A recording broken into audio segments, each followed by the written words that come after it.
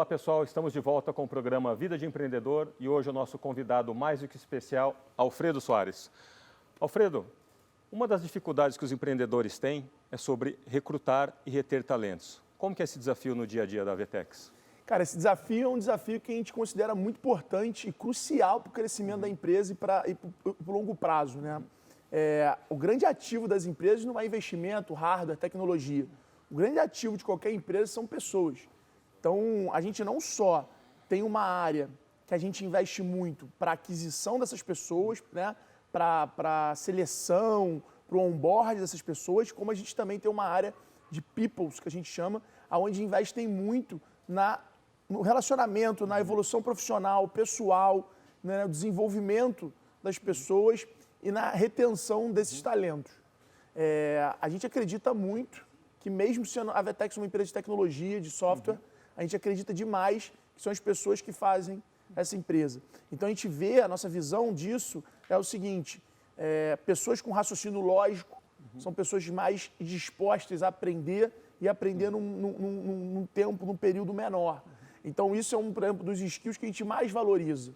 Mais do que muitas vezes a questão do currículo, a questão do que aquela pessoa fez antes, mas qual é a capacidade lógica dela de entender as coisas. Outra coisa que a gente valoriza muito é exatamente a inclusão digital, né? Quanto aquela pessoa entende. O Mariano dá sempre esse exemplo, né? O filho dele tem 5, 6 anos e já estuda programação no colégio, né? Quer dizer, o colégio já ensina por quê? Porque hoje é a demanda, real. né? Não importa qual a sua função, qual o seu papel, você tem que entender de tecnologia, você tem que entender de programação, você tem que entender... Quando eu falo entender de programação, não é você ser um programador, não é você criar um aplicativo. É você entender a lógica. É você entender a lógica por trás daquilo ali, porque provavelmente o que você definir fazer na tua vida, você vai precisar de alguma ferramenta, você vai precisar mexer em alguma coisa ou gerenciar algum time que tem alguma inovação, alguma tecnologia envolvida. Então é isso que a gente acredita, a gente vem acreditando muito nesse modelo e a gente está sempre atrás de novos talentos, que a gente acredita ser muito importante. Aí fica uma dica super importante, o raciocínio lógico, para você que está buscando uma oportunidade no mercado ou quer migrar para uma outra empresa, essa dica aí do Alfredo é super válida. Alfredo, falando de inovação, como que a Avetex enxerga esse monte de inovação disruptiva, como combinar, como que acompanha o dia a dia, o seu dia a dia na Avetex, para absorver tanta inovação, tanta mudança e como é que você enxerga aí daqui para frente? Primeiro, a gente acredita que não dá para ter uma mudança em todas as ferramentas que a gente utiliza, não dá para a gente sair querendo implementar todos os sistemas, né, ou desenvolver tudo. Então a gente lá entende que tem que fazer uma coisa de cada vez. A gente trabalha lá, a gente acredita muito no modelo de trabalho de squads, onde na verdade na Avetex você não tem aquela questão de, não, mas só o diretor, só o CEO pode tomar a decisão. A decisão e o poder de tecnologia, ele está totalmente descentralizado, né? Todas as pontas, um estagiário ele pode trazer uma ferramenta, uma inovação, desde que ele consiga executar, entregar aquilo ali, mensurar aquilo que ele está fazendo. Então a gente acredita muito que a inovação ela está muito mais ligada a modelo de negócio, a utilização da tecnologia, do que a desenvolvimento de tecnologia. Então a gente descentraliza e a gente dá o protagonismo para cada área poder fazer a sua inovação. Muito bom. Aqui no nosso programa Vida de Empreendedor, a gente gosta muito de falar sobre oportunidades. Que tipo de oportunidade você enxerga hoje, Alfredo, que vê nesse mercado, não só na área de e-commerce, mas oportunidade de uma forma em geral para quem quer começar a empreender? Olha, eu acho que todos os mercados têm muita oportunidade. Eu acho que a oportunidade ela não está no mercado, ela está na pessoa. A pessoa ela precisa conseguir enxergar dentro do caos a oportunidade. As pessoas elas acreditam que o momento eureka vai vir quando a vida dela estiver tudo bem, vai vir do momento maravilhoso, da plenitude. E não. Os grandes momentos, se você olhar todas as grandes histórias, elas nasceram do caos. E eu falo da humanidade. Você olha o mundo, quando aconteceu as grandes viradas, era guerra, era epidemia, era revolução industrial. Então, sempre, quando a tua vida tiver um caos, muita atenção, porque a oportunidade está perto de você. Porque não tem jeito, a oportunidade, a grande sacada, ela não está no momento de comodidade. O meu sócio no Gestão 4.0, ele fala uma frase que eu acho incrível. Ele fala que não existe conforto na zona de crescimento e não existe crescimento na zona de conforto. Então, o que eu falo para o meu time é que, muitas vezes, nós temos que ser responsáveis por criar o nosso próprio caos para poder criar aquele grande momento de oportunidade depois. Então, o que você está dizendo, se alguém estiver na zona de conforto, está errado. É aquilo que a gente sabe, a gente tem que toda vez se motivar a buscar esse caos aí para enxergar as oportunidades. Crescer, mudar de patamar, mudar de vida, isso não tem conforto. O conforto ele acaba sendo uma consequência disso. Então você precisa se jogar de cabeça para depois você poder exatamente conquistar aquilo que você quer. E se você estudar as grandes empresas, os grandes cases, todo mundo passou por isso, todo mundo teve um momento de caos e a grande virada veio exatamente de um momento caótico. Muito bom. Um dos grandes dilemas da vida do empreendedor é estabelecer uma rotina. O empreendedor, ele acorda de manhã querendo mudar o mundo, ele quer fazer um monte de coisa, enxerga oportunidade, quer entrar em outra startup e montar, aí vai passando o dia e as coisas não são bem assim. Como é que você tenta estabelecer uma rotina nessa vida louca que você tem, Alfredo? Rapaz, isso aí é um dos grandes desafios, né? Eu acho que tem perfil de gestor, são diversos perfis de gestores que existem. O meu perfil, por exemplo, é um perfil muito criativo, um perfil que para eu ter criatividade, eu preciso estar em movimento. Eu sempre falo isso nas minhas palestras. Eu falo que para você gerar oportunidades é preciso estar em movimento, né? A vida ela é a reação das suas ações. Então, estar em movimento vai te trazer novas oportunidades. E é muito o que eu faço. Eu tento estar sempre almoçando com alguém, eu tento estar sempre visitando o escritório de alguém, porque as sacadas que eu tenho são nesses encontros, são nesses momentos. Então, o meu papel na empresa como gestor é um pouco isso, é ser recurso para o meu time. Eu acredito que a liderança hoje em dia que mais gera resultado é a liderança por admiração, né? É quando o teu time te admira, o teu time confia em você e você é um recurso para o teu time. Então eu estou sempre tentando criar coisas que eu consiga ter a admiração do meu time, que eu consiga ter a atenção deles, o respeito deles, para exatamente conseguir fazer a gestão da melhor forma possível, de uma forma mais plena, assim, mais escalável. Que não dependa de mim estar na empresa, né? Eu sempre falo que o meu grande desafio como gestor foi virar do cara que trabalha na empresa para o cara que trabalha para a empresa. Então, é isso hoje em dia que eu tento fazer. A minha rotina é muito pautada nisso e o mais difícil, eu acho, para os gestores, para o empreendedor, é ele conseguir esse equilíbrio, essa calibragem entre a vida pessoal dele e a vida profissional. E aí, quando a gente vê isso, eu falo o seguinte, é a mesma coisa. A vida pessoal e a vida profissional, elas precisam estar muito organicamente, de forma muito genuína, alinhadas. Porque o teu interesse profissional, ele vai conquistar o teu interesse pessoal. E não adianta você também só trabalhar e não ter uma vida. Então, é fundamental essa calibragem. E aí eu vou falar uma coisa para você que eu vejo muito hoje em dia. Eu conheço muita gente que ama o seu emprego, trabalha com o que ama, mas o que ela trabalha não gera a vida que ela sonha. Então, é muito importante essa calibragem para isso.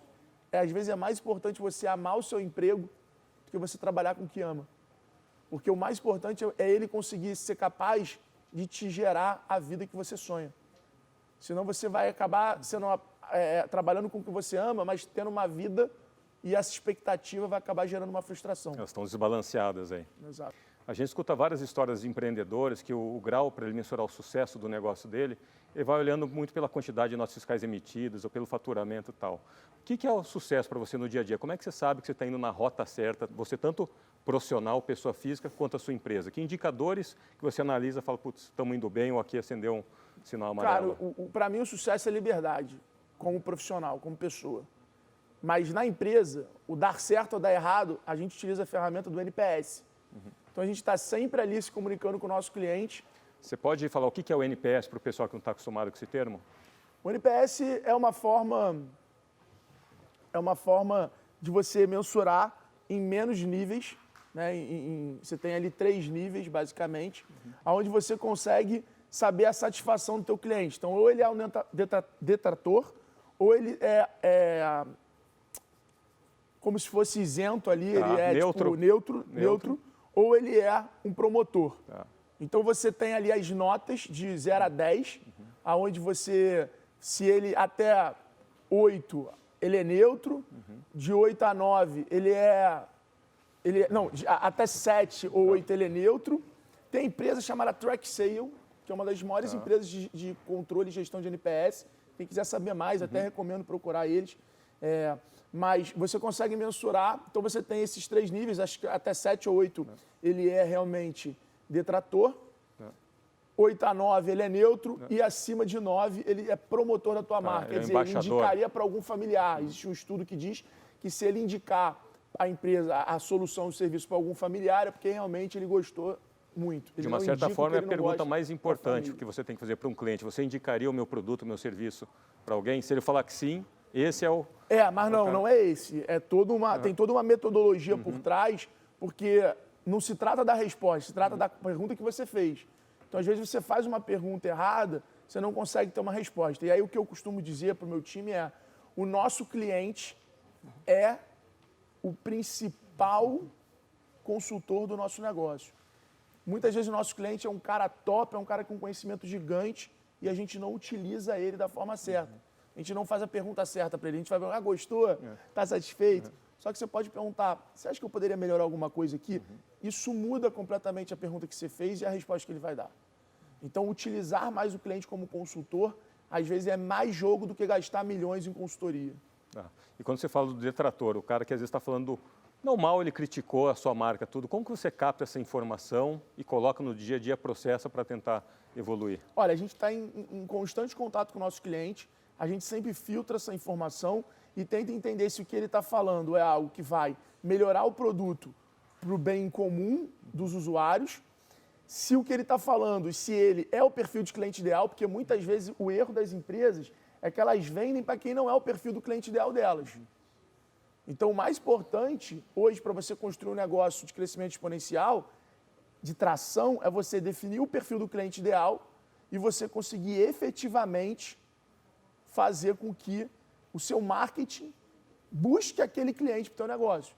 Porque vai ficar muito mais fácil você atender quando você tem essa segmentação, quando você define esse nicho e você define o perfil do teu cliente ideal. Então, a gente vê muito isso. Às vezes, a gente está com um cara reclamando muito, ou sendo detrator, mas esse cara não é o perfil de cliente ideal do nosso negócio. Então, a gente acaba exatamente falando: cara, o problema não é nosso, o problema é que a gente está vendendo para a pessoa errada. Entendi. Uma das coisas mais importantes hoje, não só para o empreendedor, para qualquer colaborador, para qualquer pessoa, é o aprendizado. A gente entende hoje qual a nossa grande dificuldade em desaprender e aprender coisas novas. Como é que você se mantém atualizado hoje? Como é que você busca entender essa inovação e aplicar no seu dia a dia? Como é que é essa atualização nessa... Olha, hoje o Instagram é uma fonte de conhecimento ali muito forte. Eu utilizo muito o Instagram, os diversos perfis e vídeos que tem lá, os canais. O YouTube também é algo muito forte. Eu gosto muito de estudos de caso, então eu estou sempre buscando na Harvard Business School Review, né? Tem a Harvard Business Review, que eles estão sempre trabalhando alguns estudos de caso. Eu utilizo muito o grupo de WhatsApp, né, para fazer network e aprender, e as pessoas vão postando conteúdo através desses grupos de WhatsApp de empreendedores. Gosto muito de programas de imersão, foi até um dos motivos que a gente fundou o Gestão 4.0 por conta disso, então eu estou sempre participando desses eventos, desses encontros de empresários. Eu gosto muito de aprender com a experiência. Por exemplo, eu tenho uma agenda de a cada 3 meses fazer imersões fora do país, visitando empresas para poder aprender. Eu treinei essa habilidade de aprender através da experiência, aprender através da vivência, então eu me jogo naquele momento para poder estar aprendendo, observando, vendo, desconstruindo, usando engenharia reversa para saber as coisas. Agora, a grande lição que eu posso deixar para você, que está nos assistindo, é não vire um profissional do estudo, né? Não vire um profissional do conhecimento. Não aplicar. Ali. A mesma proporção que você está consumindo, você tem que executar. Eu, por exemplo, tenho uma regra que quando eu vou para um evento internacional, quando eu vou para um evento, qualquer insight que eu tiver lá, eu preciso, naquele mesmo momento, mandar para o meu time para a gente conseguir executar antes de eu voltar da viagem. Então, quer dizer, para startar algo rápido. Eu estou sempre desenvolvendo a execução no meu time e a gente está sempre tentando, a gente brinca, né, converter aquele evento que eu fui, porque a conversão só vai existir se a gente executar. Então, é isso que eu acabo buscando atrás sempre para a gente conseguir fazer. Muito bom. E com essa super dica do Alfredo Soares, a gente encerrou mais um programa Vida de Empreendedor, falando da importância de aprender, mas principalmente aplicar, executar.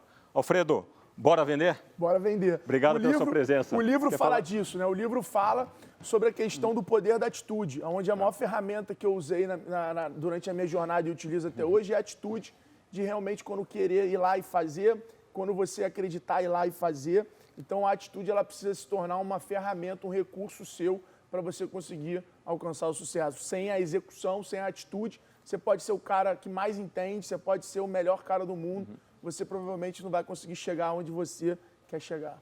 Muito bom. Pessoal, a gente vai ficando por aqui. Até o próximo episódio e bora vender. Valeu!